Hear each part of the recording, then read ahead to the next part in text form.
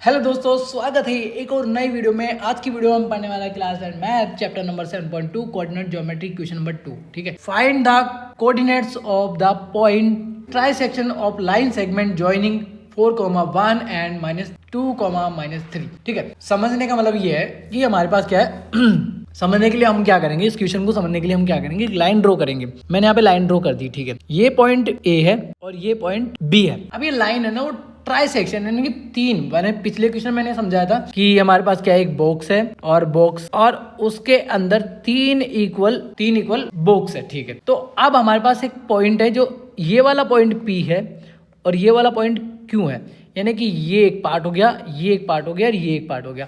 Question ये बोल रहा है कि तीनों पार्ट इक्वल है, यानी कि ए पी इक्वल में P Q and Q B equal है। ठीक है, बट हमारे को पी एंड क्यू के क्या करना है, कोऑर्डिनेट्स फाइंड आउट करना है। ठीक है, तो अब ये समझो ट्राई सेक्शन का मतलब ये पूरी लाइन, पूरा बॉक्स एक है, इसके तीन पार्ट है, सब पार्ट है 1 1 1। तो ये अगर हम इस पॉइंट की बात करें, ये वाला पॉइंट हमारा P है, तो इधर से लेके 2 पार्ट हो गया, यानी कि 2 पार्ट और 1। ठीक है, तब जाके वापस से 3 हो जाएंगे, यानी कि 3 मिला के कुल पूरा एक बॉक्स हो जाएगा। ठीक है, तो हमारी लाइन भी ऐसे ही है और हमारा क्वेश्चन भी ऐसा ही है। ठीक है, जो पी बी है वो एक पार्ट में है पूरा। ठीक है, वो पी बी हमारा एक पार्ट में और ए पी हमारा एक पार्ट में, तो M1 हमारा हो जाएगा 1 और M2 हमारा हो जाएगा 2 इस केस में। ठीक है, हमारे पास किसके कोऑर्डिनेट आएंगे, P के X और Y हमारे पास आ जाएगा। फिर हम क्या करेंगे, P और B से हम Q के कोऑर्डिनेट निकाल लेंगे और P से और B के बीच की डिस्टेंस दोनों इक्वल है, यानी कि Q और इनका मिड पॉइंट हो गया। हम क्या करेंगे, मिड पॉइंट फॉर्मूले से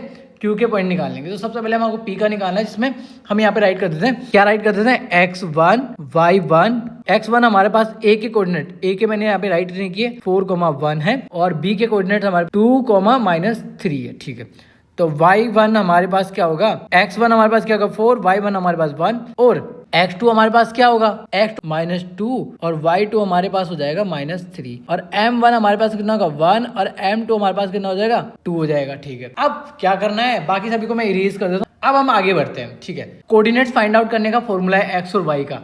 जैसे P के कोऑर्डिनेट फाइंड आउट करने के लिए फॉर्मूला होता है हमारे पास, उस फॉर्मूले को मैं यहाँ पे राइट कर देता हूँ। दो पार्ट बना लेते हैं इसके, ठीक है, लेफ्ट और राइट, यानी कि x और y डायरेक्ट फाइंड आउट कर लेते हैं। x के लिए मैंने यहाँ पे राइट कर दिया फॉर्मूला, मैंने पिछले क्वेश्चन में बताया था फॉर्मूला लर्न करने का सीधा एक सिस्टम होता है कि m1 लिख दो प्लस m2 लिख दो, अब इसके साथ x2 कर दो, x1 कर दो और यहाँ पे m1 प्लस m2 कर दो। ठीक है, y के लिए वैसे चलेगा m1 प्लस m2 और y2 और y1 अपॉन में m1 प्लस m2। ठीक है, अब इनकी वैल्यू पुट कर दो सिंपल, तो x इक्वल टू P के कोऑर्डिनेट है, याद रखना, भूल मत जाना। ठीक है, यानी कि अब हम क्या करने वाले हैं, m1 हमारे पास कितना है, m1 हमारे पास 1 और x2 हमारे पास -2 है, प्लस अब हमारे पास है m2 हमारे पास 2 है, मल्टीप्लाई x1 हमारे पास कितना है 4 है और इधर 1 + 2 कितना हो गया 3 हो जाएगा, तो -2 + 8 अपॉन में 3, तो x इक्वल टू हमारे पास आ जाएगा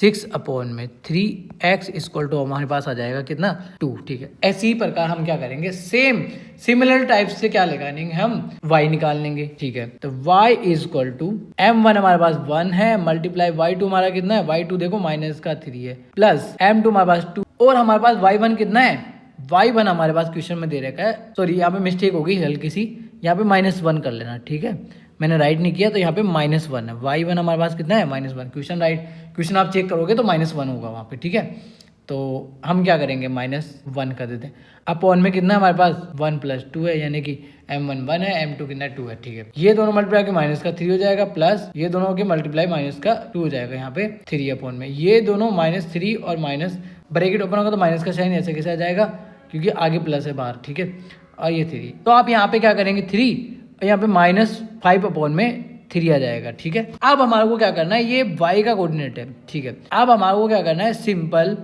P के कोऑर्डिनेट हम यहाँ राइट कर देंगे, P के कोऑर्डिनेट्स हमारे पास हो गए 2 -5, 3। अब हमारे को फाइंड आउट करनी है, किसके कोऑर्डिनेट फाइंड आउट करने हैं, Q के कोऑर्डिनेट। तो मैंने सिंपल बताया था, अब देखो P एक लाइन हो गई, P के कोऑर्डिनेट हमारे पास आ गए, वापस से लाइन ड्रॉ कर लो, ये लो P और B और ये मिड पॉइंट है, क्यों है, क्वेश्चन में हमको ट्राइसेक्ट बोला है, यानी कि AP equal to PQ equal to QB equal है, तो इस पार्ट से इन दोनों से हमने P के निकाल लिए। ठीक है, यानी कि A और B से हमने किसके निकाल लिए, P के निकाल लिए। अब P का निकल गया तो P हमारे पास क्या है, यहाँ पे था और A यहाँ पे था। P का निकल गया तो अब ये एक लाइन बच गई यहाँ से यहाँ तक की। ये कितने पार्ट में थी, 2 पार्ट में थी, यानी कि ये 1 पार्ट और ये 1 पार्ट, यानी कि हाफ हाफ हो रही है यहाँ पे।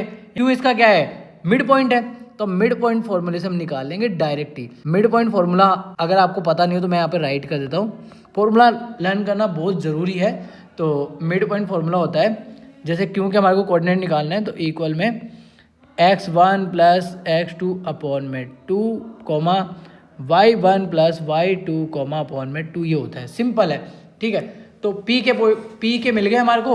ये हमारे किससे निकलेंगे, P और B से निकलेंगे। तो मैं यहाँ पे x1 यहाँ पे राइट कर देता हूँ, x1 2 हो गया, y1 कितना हो गया -5/3 है, ठीक है। और हमारे पास x2 और y2 हम कहाँ से लेंगे, B के कोऑर्डिनेट से लेंगे। B के कोऑर्डिनेट आप देखोगे क्वेश्चन में जाके, तो क्वेश्चन में आपको देखोगे तो यहाँ पे क्वेश्चन में ये रे -3 और -2 है, यानी कि B के जो 2 में चले जाएंगे, x2 और y2 में चले जाएंगे, -2 और -3 ये लो। क्या करना है, x1 और x2 कितना है 2 प्लस माइनस का 2 अपॉन में 2, ठीक है। कॉमा Q के कोऑर्डिनेट निकाल रहे हैं हम, ठीक है। Q ऑफ कोऑर्डिनेट राइट कर देना है यहाँ पे, ठीक है। और यहाँ पे हमारे पास क्या है, y1 y2 कितना है -5/3 और प्लस का हम कर देते हैं -3/2। तो हम क्या करें, थोड़ा ऊपर की तरफ शिफ्ट हो जाते हैं। अब यहाँ पे देखो ये ब्रैकेट ओपन होगा यहाँ पे, तो 2 माइनस 2 अपॉन में 2, ठीक है, Q की कोऑर्डिनेट है ये, ठीक है, कॉमा 5 माइनस अपॉन में 3 और -3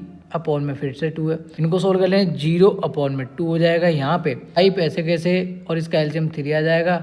यहाँ पे इसके नीचे 1 माना तो एलसीएम लेके इसको सोल्व किया तो यहाँ पे हो जाएगा 9, ठीक है। और यहाँ पे साइन माइनस का आएगा, सॉरी यहाँ पे साइन हम माइनस का कर देते हैं, ठीक है। माइनस का साइन आ जाएगा, यहाँ पे 1 से डिवाइड होगा 3 से मल्टीप्लाई होगा 3, 9 हो गया और अपॉन में 2 है, ठीक है। अब हम इसको ऐसे समझते हैं, इसके नीचे 1 मान लेते हैं, ठीक है। तो इसको ऐसे समझो कि A अपॉन में B होता है और ये C हमारा, यानी कि ये मिड वाला डिवाइड है यहाँ पे।